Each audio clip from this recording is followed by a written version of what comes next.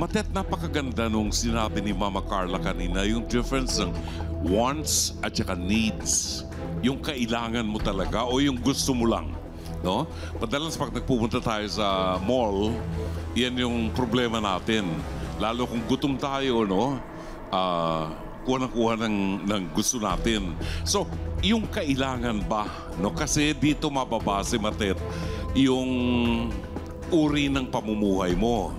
Una, kinoconsider natin ikaw ang breadwinner ngayon dahil ang asawa mo sa ngayon sa iyo ay na-stroke at meron kang 5 anak pa, di ba? So, mahalaga yung ang pagtutuunan mo ng pansin ng pagkakagasusan mo lamang ay yung needs, yung pangangailangan. Although, paminsan-minsan naman pag tayo mga nagtatrabaho naghahanap din ng konting lambing sa katawan, no? Pero paminsan-minsan yon. Wag namang madalas dahil madi-defeat ang purpose at kawawa yung ating pamilya. Kaya tayo nagkakaproblema sa utangan. Kasi kagaya ng sinabi mo kanina, naiinis ka na kay Aling Ludi dahil araw-araw naman naniningil. Makulit. Ano? Siguro kailangan din niya ng pera na nautang mo. No? Dito kasi talagang tinitingnan ko ang uri ng kultura ng mga Pilipino. Talaga bang bumababa na yung ating balahura, ano, pag may utang, babayaran naman kita, maghintay ka lang.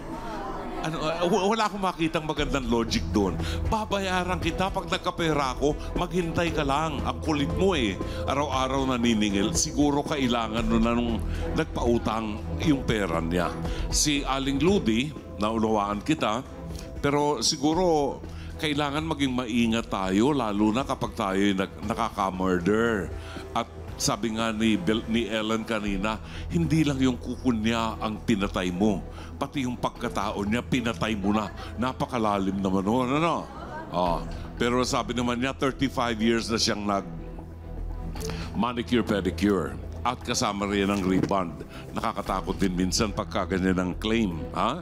Aling Ludi. Si Loida, maganda yung mga accusations ni Loida. Kinonfirm, nadinig nyo yan, kinonfirm ni Loida na itong si Matet ay may paramour. May napakadelikado niyan, Matet. Sakali man na hindi totoo, I'm sorry, Loida. Sakali man na totoo, wala kang pakialam sa buhay niya.